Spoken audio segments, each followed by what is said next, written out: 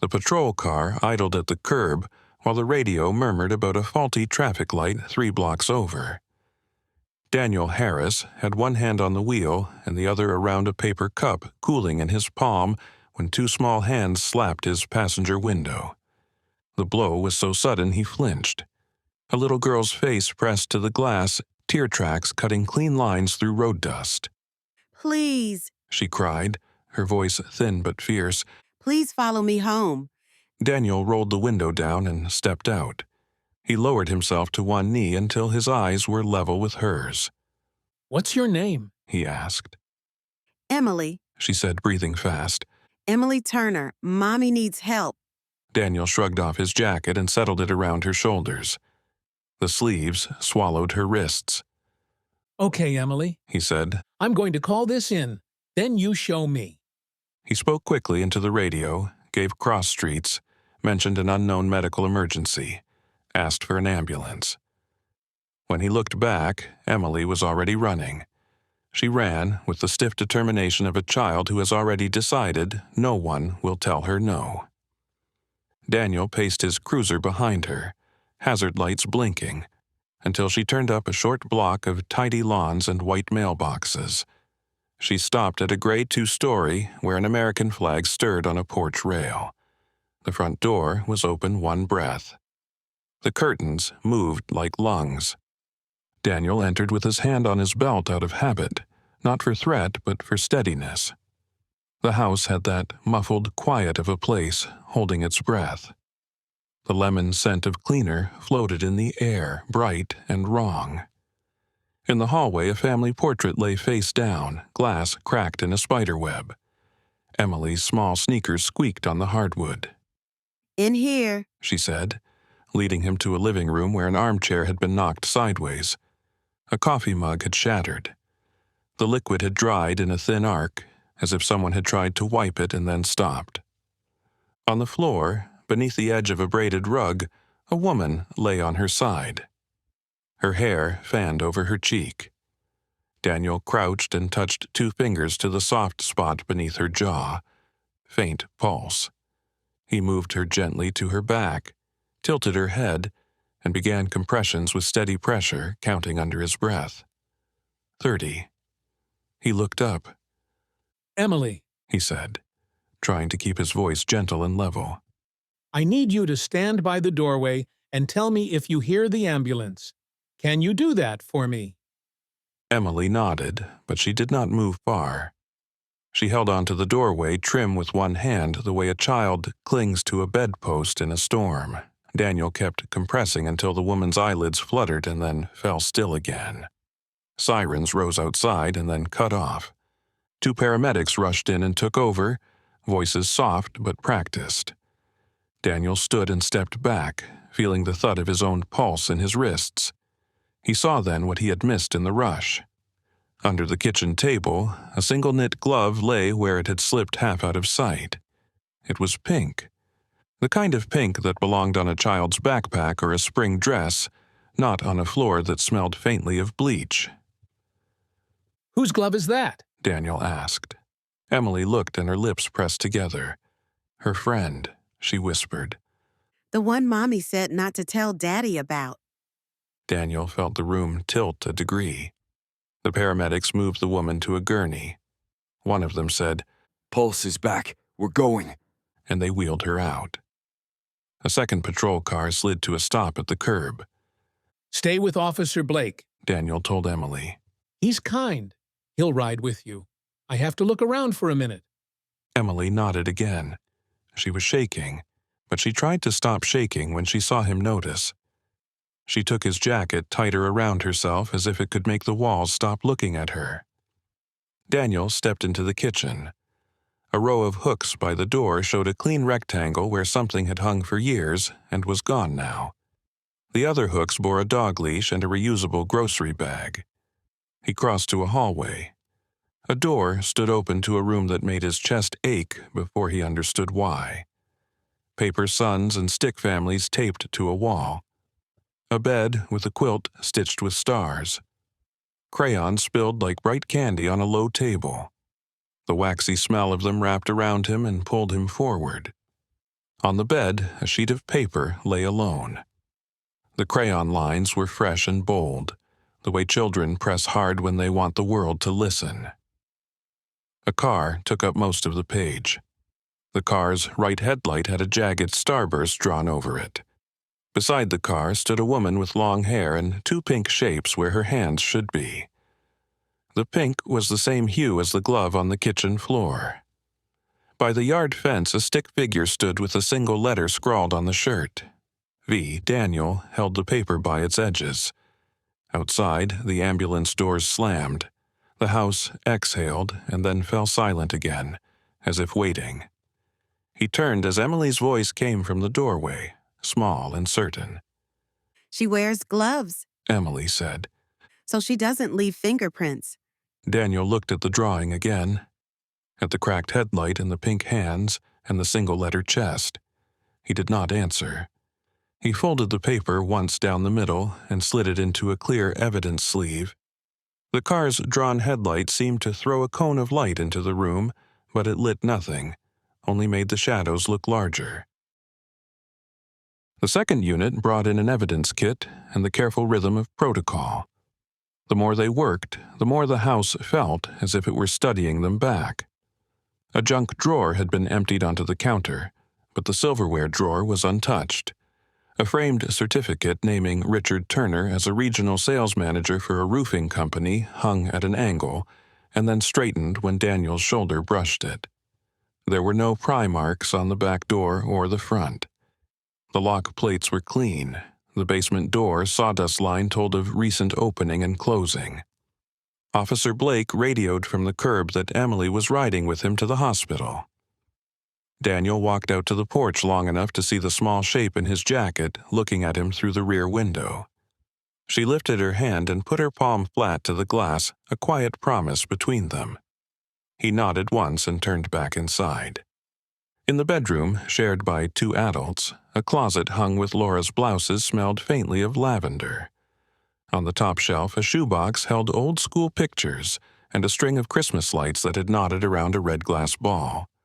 On the dresser, a single jewelry box stood open and empty. A man's sport coat lay half-folded at the end of the bed. Daniel checked the pockets. Receipts, a key to a storage unit on Briar Ridge, and a folded note written in a woman's hand. You promised it would be just us. Daniel read it twice. He could hear the voice the way it had likely sounded when it was spoken out loud. He bagged the note and the key and moved on. The kitchen had been wiped in patches, clean in a way that showed where something dirty had been. The lemon cleaner left pale circles on the table as if it had been poured without a cloth. Daniel photographed the splashes. He crouched to look under the sink. A roll of paper towels was new, the first sheet still sealed. A bottle of bleach stood with its cap not fully tightened. His phone buzzed with a message from the hospital. Laura Turner was stable and under observation. The ER wanted next of kin. Richard Turner, husband, could not be reached. The number on file went straight to voicemail.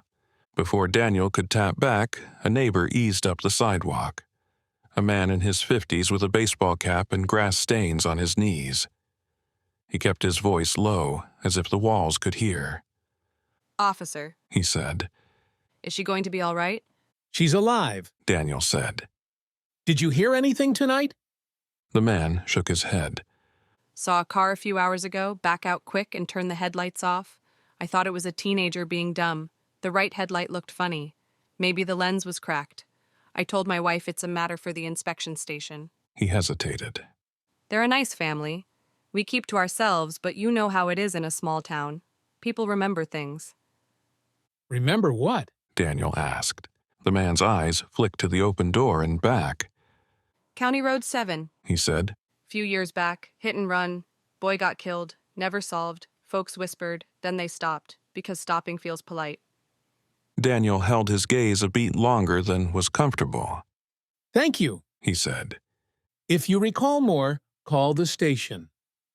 After the neighbor left, Daniel stood in the center of the living room and closed his eyes for a breath. He had learned to do this after his own life had broken on a wet shoulder of road. Listen to the air. Let the room show you what it will not say. He opened his eyes and walked the path someone else had walked, from front door to armchair to kitchen table to hallway. He saw an invisible hand touch the edge of a picture frame and knock it down. He saw a right hand in a pink glove pull a drawer and then push it closed again. He saw a man's shoulders move under a sport coat that no longer felt like his. His phone buzzed again. A text from a blocked number slid into view. Ask about the accident on County Road 7. They all know. Daniel stared at the words until the screen dimmed. He took a photo of the text, forwarded it to evidence, and typed back one word. Who? No answer came. The house held its silence. Outside, sprinklers clicked on in the neighbor's yard and threw water in arcs that caught the last light. Records never moved fast enough when a child's voice was still trembling in your ear. Daniel pushed anyway. He sent an urgent request through the duty judge for call logs tied to Richard Turner's cell.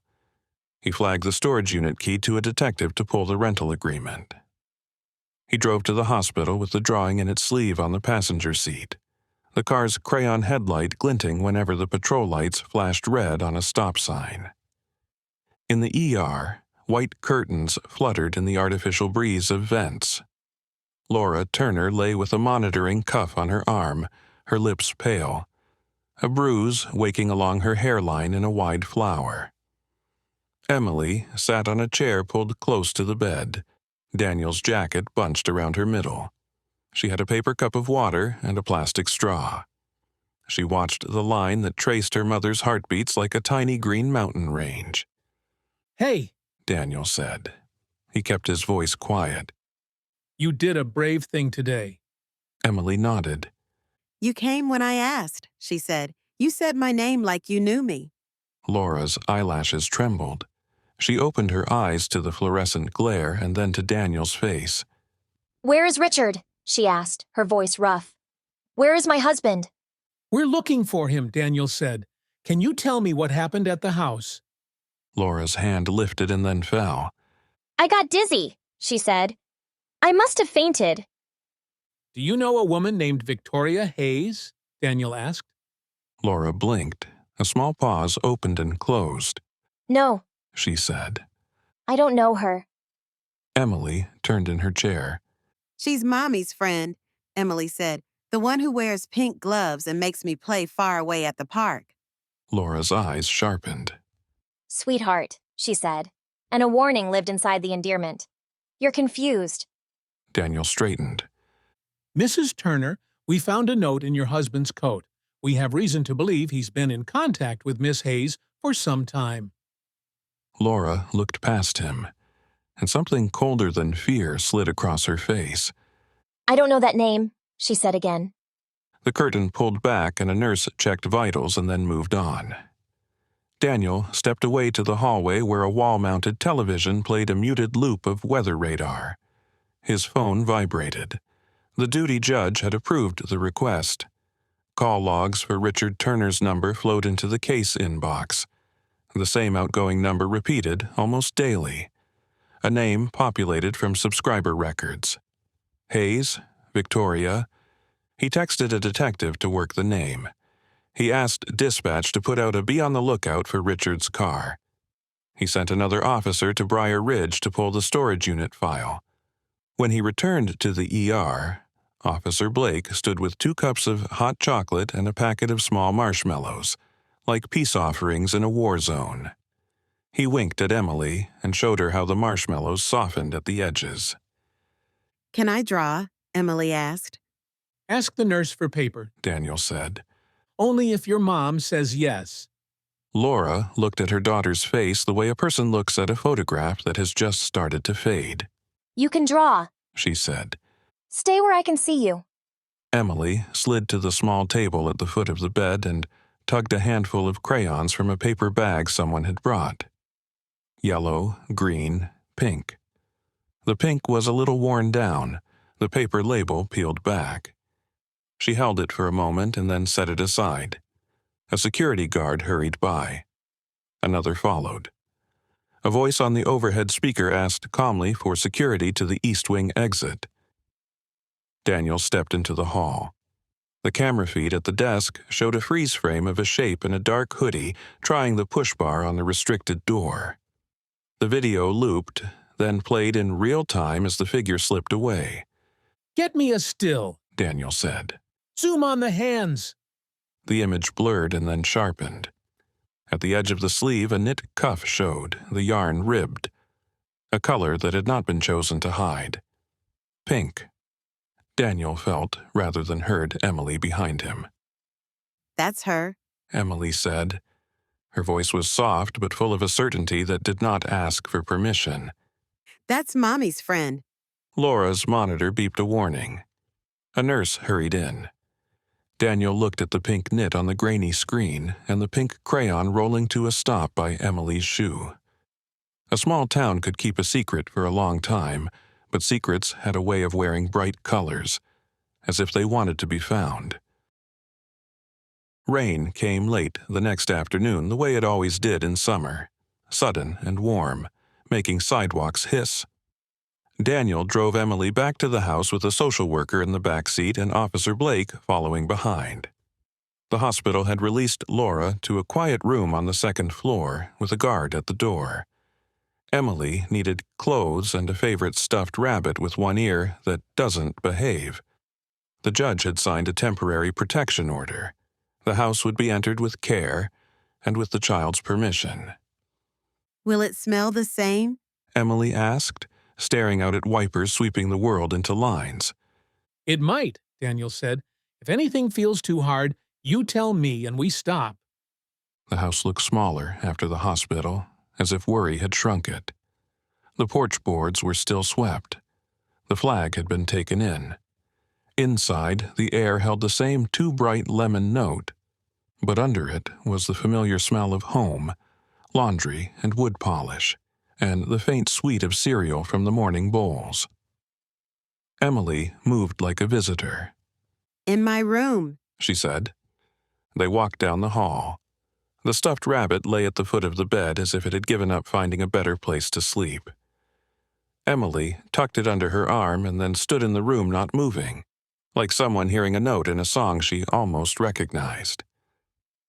Can I show you something? She asked. "Only if you want to." Daniel said. She led him to the basement door. The stair light clicked on with a pop. The basement was half-finished with a rug and a shelf of board games and another shelf of paint cans and old tax folders. Emily crossed to the back wall and reached behind a row of paperbacks. Her fingers found a loose edge of paneling and pulled. A small square came away. Behind it was a narrow cavity, the kind people make when they think they will need to hide something once and only once. Inside, a metal box fit snug. Daniel slid it out and set it on the table. The lid was latched, but not locked. He opened it. The top layer held paper, the kind that had been folded and unfolded so often it had softened at the seams. On top, a photograph showed a woman laughing, arm flung up, hair caught by the wind. On the back, in a rushed hand, was a name. Victoria. Beneath the photograph, letters sat in bundles tied with kitchen twine. He read the first lines of a few, enough to see the shape of a promise drawn and redrawn until it wore thin. You said the next house would be ours. You said you would be brave. I waited by the road and watched the headlights and knew one was yours. There was another envelope, addressed not to Richard but to Laura. Confess what you did to my brother, or I will make your daughter draw it for the world. The social worker swallowed. Officer Blake looked at the floor and then at Daniel. Daniel slid each letter into an evidence sleeve. He held the envelope to Laura up to the light. The paper showed the indent of a hand that pressed down harder than necessary. Emily watched his face, not the papers. Am I in trouble? She asked. "No, Daniel said. you did the right thing by showing me." She nodded. I didn't know what the right thing was anymore, she said. Mommy said sometimes you don't tell to keep love safe, but then love gets tired. Daniel felt the words set in his chest like a stone dropped into water. He closed the box and put both hands flat on its lid for a second to steady himself. Can I draw? Emily asked. He smiled. You can. Upstairs, at the kitchen table, she drew quietly while Rain stitched the light at the windowsills. She drew a road with a curve and a deer in the margin, looking like it had been surprised into existence. She drew a car with one eye cracked, a starburst flaring. She drew hands on a wheel that were not hands but 2 blocks of color. Pink. She drew a lamppost leaning and a garden bed dug up like a mouth. Where is this? Daniel asked. In the yard, Emily said. Daddy said digging helps him think. He dug at night so the neighbors wouldn't say he didn't sleep. Daniel radioed for forensics to return and bring a soil probe and a sifter. He walked out into the rain that had softened the garden into something willing to give up secrets. He knelt at the bed where the petunias looked too new for this time of year, their roots shaken clean and replanted. He pushed the probe into the earth and felt it catch on something that was not soil and not rock. He widened the hole with his hand until his fingers touched plastic. He eased it free. It was a curved shard, clear and slightly yellowed, the kind of plastic that once covered a headlight. A spider crack ran from one corner into the center in a pattern too much like Emily's drawing to be coincidence. The forensic tech arrived and took the piece from him with gloved hands. He laid it in a tray and held a printed outline of a headlight assembly over it. The curve matched. We'll run make and model, the tech said. But this looks like a right-side lens, older SUV. Could be the Turner's vehicle. Daniel looked back at the window where Emily sat at the table, her hand steady, her mouth set in a line that meant she was holding something still inside herself so it would not spill.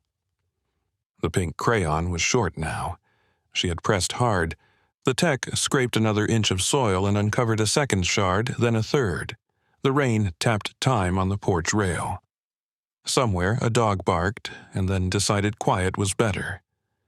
Daniel bagged the first shard himself. He could feel its shape through the plastic. He closed his fist until the points of the crack pressed against his palm from the outside. A picture rose up, unasked but clear. A road. Wet, a flash of a deer, a decision made in a single breath. A woman wearing pink gloves who did not scream. Behind him, Emily's voice floated out the open window. Sometimes I draw the sun over the broken part, She said. so it won't look scary at night. The forensic tech looked at Daniel, and Daniel looked at the shard again. The starburst in his hand lit nothing, but it showed exactly where the darkness had come from. The records clerk slid a thin cardboard box across the counter and rubbed a sleep crease from her cheek with the back of her hand. Daniel lifted the lid. Inside lay a stack of reports clipped in neat bundles, each one a memory that had been typed until it looked clean. County Road 7, 3 summers ago, rain at 9:42 p.m., impact at 10:03. Witnesses heard a thud like a metal drum, a second like a muffled cry. The victim was named Ethan Hayes, 19, a community college sophomore who worked evenings at a diner and liked to fix bicycles for kids who could not afford them. He had a sister listed for next of kin who did not answer the door when officers knocked. Her name was Victoria. Daniel read until the page edges left faint gray smudges on his fingers. The photograph of the scene showed a spray of glass glittering in the headlamps of a cruiser, yawning dark on either side where the trees pressed close. The notation said front right debris consistent with a late-model SUV.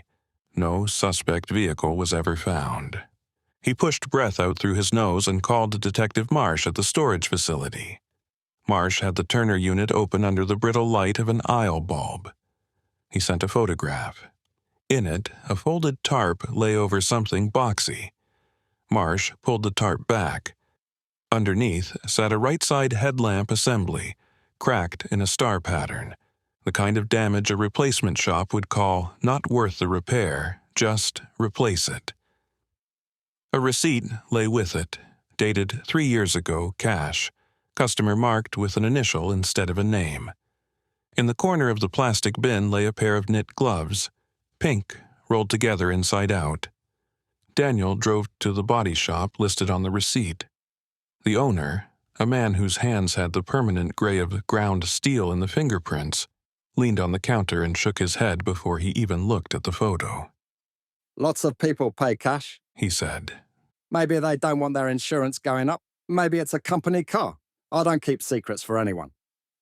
Daniel put the cracked headlamp photo on the counter gently, like setting down a delicate truth. You fixed this, He said. 3 summers ago, after a rainy night, a right-side assembly, aftermarket. The man's eyes slid to the photo and away. Fender bender. He said. Could have been a deer. Could have. Daniel said. Do you remember who came in? The man looked past Daniel to the shop door where a bell rang and then went still. A man. He said. Suit jacket over a t-shirt. He didn't want paperwork. Said he was doing his wife a favor. His name was Richard Turner. Daniel said. He did not make it a question. The man's jaw hardened because there was nowhere for it to go. He paid cash. He said. He said his wife would pay him back. Daniel thanked him and stepped out to the lot. The air smelled like rubber and summer rain that had dried too fast. He sat in his car and called the hospital. Laura had been transferred to a quieter room. A guard sat on a chair outside her door and watched the hallway with the expression of a man who can wait a long time. Inside, Laura stared at the TV without watching. The news showed cheerful people selling backyard grills. The sound was off. Emily's stuffed rabbit sat on the windowsill with its ear flopped forward like it was listening for something small. Mrs. Turner, Daniel said. I need to ask you about a night 3 years ago. Laura's fingers stitched at the edge of the blanket. I get migraines. She said. They blur things. County Road 7. Daniel said. It was raining. Your right headlight was damaged. Your husband paid cash for the repair. Laura closed her eyes briefly, like a person glancing at the sun. I swerved for a deer. She said. I panicked. Richard said he would handle it because I was shaking. He was protecting his family. Daniel did not raise his voice. Ethan Hayes was 19. Her jaw tensed. I never saw him. She said. Behind Daniel, the door clicked. Emily stood in the threshold with a social worker. She held a coloring book to her chest. When she realized they were speaking about roads and nights and fear, she stepped inside like someone stepping into a cold pool 1 inch at a time. Sometimes, Emily said. Mommy let me sit on her lap when she drove just to the mailbox. Laura turned her head fast, as if swatting at a bee that had come too close. Emily, She said. we told you that was pretend. Only in the driveway. You were never steering. Emily looked down at the coloring book and then up again. It wasn't the same night. She said. The night it rained, I was asleep. I woke up when Daddy was mad because Mommy bumped the car. He said we would be fine if we were quiet. He dug in the garden later because he could not sleep. Daniel held Emily's gaze and then nodded, a small signal that he heard the difference. A child's memory is a room with a window and a mirror, both very clean. He would not let anyone turn the mirror toward her to make her carry what was not hers. In the hall, his phone buzzed. He stepped out and lifted it. A text from a blocked number washed the screen in white. She isn't the victim you think. Ask the child who was holding the wheel. Daniel stood very still. The hallway had the smell of antiseptic and a hum that belonged to machines. He thought of his own daughter's voice years ago, of the way memory had blurred the edges of a curve for both of them, and how easy it was for guilt to seek a smaller body to live in. He took a photo of the text for evidence and typed back again. Who are you? The message showed as delivered, then sat, quiet and satisfied, as if it had done its job and never needed to speak again. The guard cleared his throat softly. Everything all right, officer? Daniel slid the phone into his pocket. Not yet, He said. but it will be. The hallway clock clicked through another minute. Somewhere down the corridor, a child cried and then hiccuped into silence. Daniel went back into the room and sat by the window where the stuffed rabbit listened. The sky outside was the color of a bruise beginning to heal. Emily, He said quietly. one more question, and then we rest. When you draw the broken light, where do you put the sun? Emily lifted her pencil and made a small yellow circle above the crack. She colored it in carefully, like a promise. So it won't be scary at night. She said. Daniel nodded. He could feel the next step take shape the way a road reveals itself one small stretch at a time. He would not let the text turn the road cruel. The phone on his hip vibrated again. The same blocked number flashed once more. The message was the same sentence repeated, but the words felt edged now, like a whisper pressed against a locked door. Ask the child who was holding the wheel. They moved Emily to a safe address run by the county, a white clapboard with a maple tree that scraped the upstairs windows in a slow, kind way. A social worker named Tessa met her at the door with a tray of painted rocks and a dog who had been taught to bow when offered a handshake. Daniel checked the locks and then checked them again. He walked the perimeter with Officer Blake and drew a circle on a paper map, the way he used to draw circles on school lunch napkins to make his daughter laugh. Only a few people know she's here. He said. Keep it that way. For a day, the house held. Emily built a Lego house where every door faced a different direction so a breeze could pass through. She drew in wide loops and then in tight lines. She asked for hot cocoa even though the day was warm. She said Daniel's name like it was a kind of life vest. Victoria stepped around the plan the way water finds the lowest place. She did not break a window or a lock. She broke expectation. A woman in a volunteer's vest came to the porch mid-morning with a bag of donated children's books. Her hair was pulled through the back of a cap, her smiling mouth hidden behind a paper mask printed with cartoon clouds. She asked if someone inside was named Emily. Tessa took the bag, said thank you, and shut the door. The woman's eyes did not blink fast the way liars blink.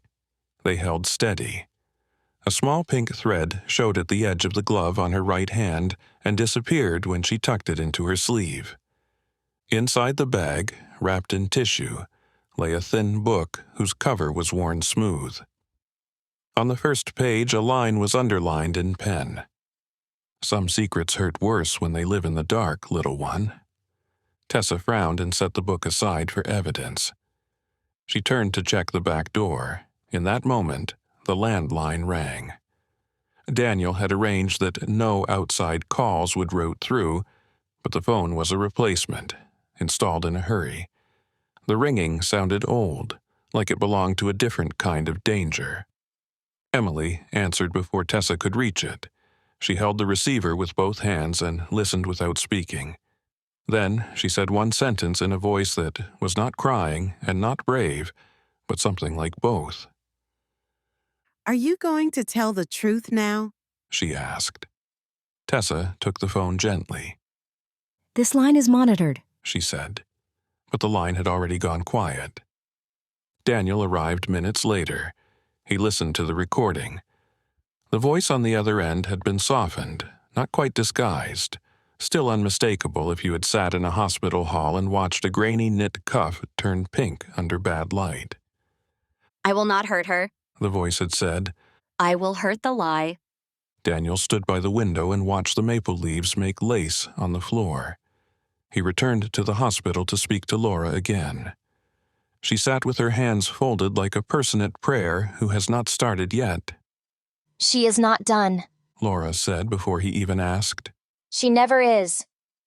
Tell me the part you have not said out loud. Daniel said. Tell it now, before she tells it wrong. Laura's breath came out jagged. I drove. She said. It was raining. I thought it was a deer. When I realized, I stopped. And then I drove again because I had a baby at home who needed me and a husband who said we would lose everything. I was a coward. I cleaned the floor. I told Emily the pink gloves were a game. I told her we drove to the mailbox sitting together because I wanted that to be the only story she remembered. Richard paid cash. He said love means choosing the family you still have. And Victoria, Daniel said. Laura's eyes sharpened at the name like a lens brought into focus. He promised to leave me for her. She said. Then he didn't. She had already lost her brother. She decided to take the rest. where is Richard now? Daniel asked. Laura shook her head, a small movement that made the bruise flower at her temple look darker. He called once. She said. He said he would fix it.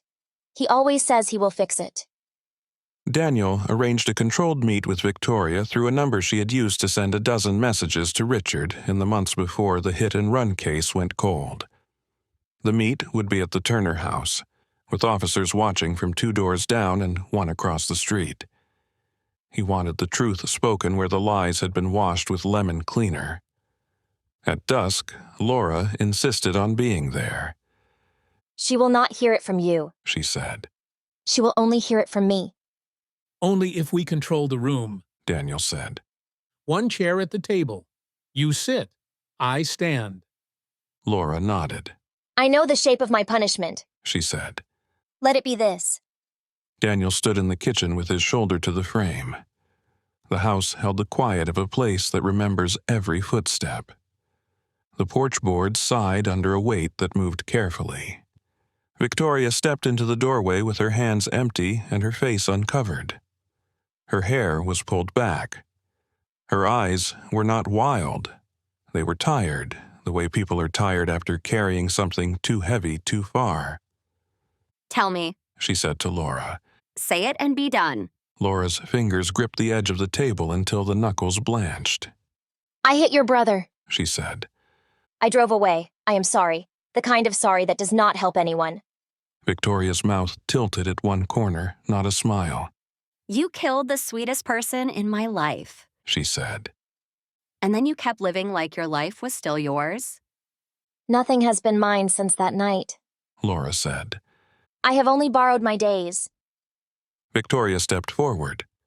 You made your little girl carry your lie. She said. You put gloves on her hands in her dreams. When she speaks in her sleep, she says pink. Laura flinched. I tried to keep her clean of it. She said. I failed at that too. The air changed in a small way that people who have stood inside a breaking know how to recognize. Victoria's hand moved, and the light caught steel. Daniel was already stepping, but grief is fast when it turns into action. Glass shattered as a vase went to the floor. The knife flashed and found skin. Laura gasped and brought a hand to her side. Blood spread in the shape of a flower no one would want to draw. Stop! Emily screamed from the hallway. She had slipped the watchful eye of the officer outside because children move like ideas. She stood with both hands up, palms out, the way people tell children to cross streets. Stop! She cried again. I know what happened. The room went perfectly still for the length of a held breath. Rain began outside as if cued. The knife hovered in air that felt thick as syrup. Then say it. Victoria said. Emily looked at Daniel, and then at her mother, and then at the woman who had lived in her drawings as a letter on a shirt. Her voice was small and clear, the kind of clear that makes grown men look down. I saw the pink gloves on the wheel. She said. They were not mine. The living room became a small courtroom without a judge. Officer Blake eased Emily back 1 step, then another. Daniel kept his body between the knife and the child, while his voice did the work his hands could not yet do. We listen. Daniel said. We let the child show us. Emily clutched her drawing pad to her chest and then opened it on the coffee table like a book of prayers. The pages were in order because she had put them so. She pointed with one finger that trembled as if a tiny motor lived under the skin. This one is the driveway. She said. Mommy let me sit on her lap then because it was our game and the car did not go fast. I liked the steering wheel because it felt like a clock that only told one time. She slid that page aside. The next showed rain-like lines of string and a deer whose eyes were as big as half the page. This one is the night, She said. I was asleep. I woke when the door opened hard. I saw the pink gloves on the wheel when the car light flashed. Mommy wore them because she said they kept her from getting cold. She moved that page. The next drawing showed a garden with the soil opened like a dark mouth and a man bent over it, his back a sharp mountain. Daddy dug. She said. He said digging helps him think. Another page, a lamppost leaned. A headlight cracked like ice. A small shape lay by the roadside that could be a backpack or a life. I did not see him, Emily said. but I heard Mommy say his name into her hands later. Ethan? Laura made a sound like a breath hitting a wall. Victoria stood very still. The knife lowered a fraction without her deciding to lower it. Her face was the face of someone who has run out of anger and found only grief beneath it, as bottomless as it had been the first day. Say the rest, Victoria said, but it did not come out like an order. It came out like a beg. Laura's voice shook. I drove. She said. Richard hid what he could and told me never to speak the name. We told Emily a story. We made her draw suns over cracks. Daniel kept his gaze on Victoria's hands. You wanted a confession. He said. You have one. Victoria's eyes went to Emily. And you. She said softly. You carried the pictures for all of us. Emily's chin lifted a little. I didn't want the night to be alone, She said. so I drew it a friend. The knife tilted toward the floor. For a breath, it looked like the room might exhale and let everyone step back into being people again. Then the front porch boards creaked under a heavier body.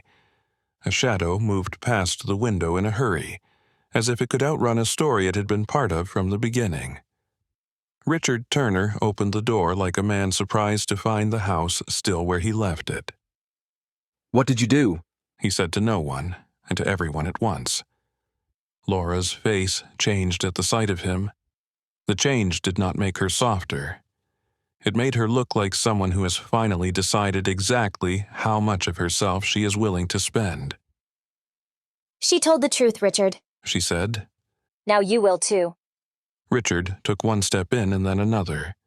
He saw the knife, the blood, the child, the officer, the woman whose name he had wanted to turn into a quiet he could live with.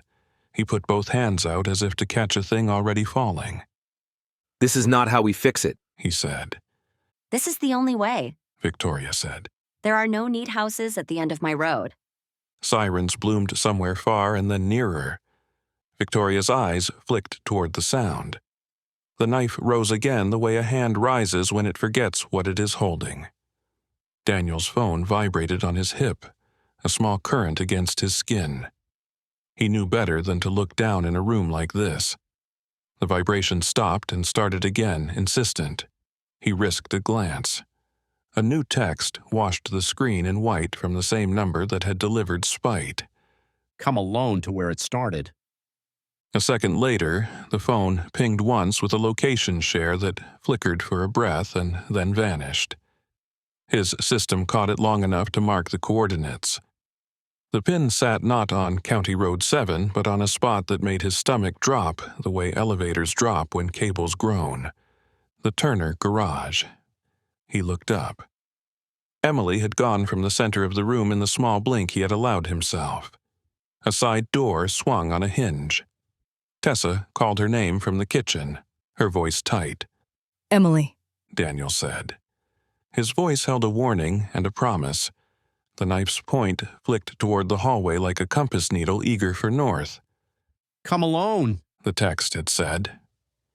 Emily's stuffed rabbit lay on the rug, the misbehaving ear turned toward the door as if listening to footsteps going farther away.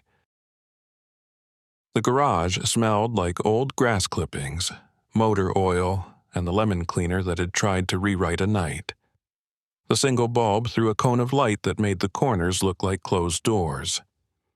Emily stood where the chalk line for a tire once ran. Her shoulders were squared like a child trying to make herself taller. Victoria was beside her, not touching, her eyes on Daniel as he stepped in with palms slightly out to show he carried nothing but the voice he had left. Close the door, Victoria said. No one else, no fast moves. Daniel pushed the door with the back of his shoe. It clicked. Rain hissed on the driveway. Somewhere inside the house, an officer called his name. He did not answer. Some moments require the room to be smaller. You wanted truth, Daniel said. We have it. Victoria gestured at the wall where a pegboard held tools like punctuation. I wanted it spoken where the lie slept, she said. He will come. He cannot help himself. He already did, Daniel said. He is here. Richard filled the doorway like a late apology, gone hoarse, still loud. He lifted his hands again as if surrender could start in fingers and then spread. Laura moved behind him in a stagger that said the cut had taken more than skin. She pressed a towel to her side and left a dotted line of red in the shape of a path you only walk once. Don't, Daniel said to her. Stay back. I will not let my daughter stand in this room and be the smallest one again, Laura said. Her voice had iron under the breathlessness. If there is a cost left to pay, I will pay it. Victoria's gaze slid to Laura and then to Emily. You do not get to trade blood for absolution, she said. That math never balances. Emily looked at Daniel. Are we safe here? She asked. Not yet. Daniel said. But we will be. He kept talking because talking is what you use when touching will break everything. He asked Victoria about Ethan. He asked for his middle name. She said it, Michael. She said he hated onions and could throw a spiral that felt like a secret. She said he used to spin their mother in the kitchen to make the bad days laugh. The words made a shape in the air that had nothing to do with knives. Thank you, Daniel said. Now let's end this with your brother's name. Not just at the beginning, but at the end, too. Victoria's hand trembled, and the tip of the knife drew a quick, sharp line on her own wrist like a person's hand will do when it is tired of holding harder things. Daniel took a small step. She saw it and straightened. You think I cannot hurt myself? She said. You think grief always chooses the nearest stranger? It also chooses the mirror. Laura's knees wavered. She reached for the workbench and missed. Richard moved toward her in a reflex trained over years. Victoria's head turned at the motion. In that beat, the knife hand swung. Laura stepped without thinking and the blade found her. She folded, not like a tower falling, but like a woman making a choice and taking it into her body. Emily screamed a sound that peeled something off the room. She lunged, but Daniel was already there. He caught her with one arm and set her behind him. He stepped into the knife's arc and spoke in the voice he used when the world tilted too fast. Look at me, Daniel said to Victoria. Not at what you lost. At me. I am standing here, and I am not moving, and I am telling you a truth that does not ask you to forgive anything. I am telling you I will not let another child be broken to pay for a grown-up's cowardice. Victoria's breath came in and did not go out. Her eyes slid to Emily, because grief always finds the smallest faces. Emily stood as straight as a tree that grew despite offense. She put both hands on Daniel's sleeve. He's my new dad now, Emily said. He tells the truth. Something in the garage changed at that sentence. The pink knit at Victoria's wrist looked suddenly foolish, like a costume a person forgot to take off when the party ended. The knife trembled and then dipped. Sirens swelled, closer now. A red wash cut across the garage windows, then blue, then red again. The back door swung and officers flooded the space like a tide that had waited for the moon to give permission. Daniel moved fast and clean, the way training sits in muscle for years. He caught Victoria's wrist and turned it. The knife clattered to the concrete and spun like a coin, choosing a side. Officer Blake swept it with his boot. Handcuffs clicked in a sound that has always meant the same thing. Do you feel better? Victoria asked. No one, everyone herself, No, Daniel said. but I feel done. Paramedics pressed hands to Laura's wound and spoke to her with voices that sounded like soft hammers building a bridge. They moved quickly, as if speed itself could make blood change its mind. Laura looked at Emily and smiled an apology that reached farther than words. She touched Emily's cheek with fingers gone pale. I am sorry. She said. I am so sorry. You told the truth. Emily said. That's the right kind of sorry. Laura nodded, small and sure, and let the attendants do their work. They carried her out into rain that had softened into a fine mist. Richard stood with his hands on his head and watched the lights. He looked smaller than the suit jackets that hung in his closet. He looked like a man who had finally run out of ways to fix what he had broken. In the days that followed, the town learned names they had said only in kitchens. The storage unit offered up its boxes. The body shop owner sat with a lawyer and said the dates out loud. A grand jury listened. Charges were filed. Richard was booked for obstruction and fraud and for a list of smaller lies that had added up to a ruin. Laura's recorded statement, taken before the ambulance doors closed, became a marker on a timeline the district attorney could lay a finger along. The County Road 7 file moved from cold to warm to closed in the time it takes for a bell to ring once in the courthouse hall. Emily moved into the spare bedroom at Daniel's house under an emergency custody order signed in blue ink by a judge who had grandchildren drawn in frames on her desk. Daniel took down the boxes that had held the toys he had not quite managed to give away. He stood in the doorway while Emily placed her stuffed rabbit on the pillow and tucked the unruly ear under the blanket, then pulled it out again because the ear was the rabbit's way of saying hello. Do you want the nightlight? He asked. Yes, She said. but can we make a paper sun, too? They did, cutting a circle from yellow construction paper and taping it over the outlet cover like a small promise. When the light glowed behind it, the sun looked warm, the way drawings look warm when you hold them under a lamp and remember the hand that pressed the crayon. On the porch the next morning, Emily drew. She drew herself and Daniel in front of a simple house that did not try to look like more than it was. She drew a car with a cracked headlight, then colored the crack over with a bright small sun. She added a tree with leaves that made lace on the boards, and a dog bowing his head in a joke he had learned to make children laugh. She labeled the stick figures with first names, so there would be no confusion later when someone asked who was who. Does it look like us? Daniel asked. It looks like hope. Emily said. He did not argue with that. He poured orange juice into 2 short glasses and set one by her elbow. She drank and then went back to coloring, her tongue peeking out at the corner of her mouth the way it always did when she chose a hard line and made it clean. Across town, a clerk pinned a notice to a bulletin board. There would be a community service for Ethan Michael Hayes at the end of the month, and a collection for a scholarship in his name. People paused and read and made the small sounds people make when they are measuring their part of a story. That night, when the porch light clicked on by itself, Daniel stood in the yard and looked up at the second-floor window of the safe house. A shape passed behind the curtain. It might have been a neighbor going to refill a glass of water. It might have been the leftover shape of grief reviewing a room it had been asked to leave. It might have been nothing more than a shadow finding the place it lived best. Inside, Emily taped the new drawing to the wall at the foot of her bed. She smoothed the edges with the flat of her hand and stepped back.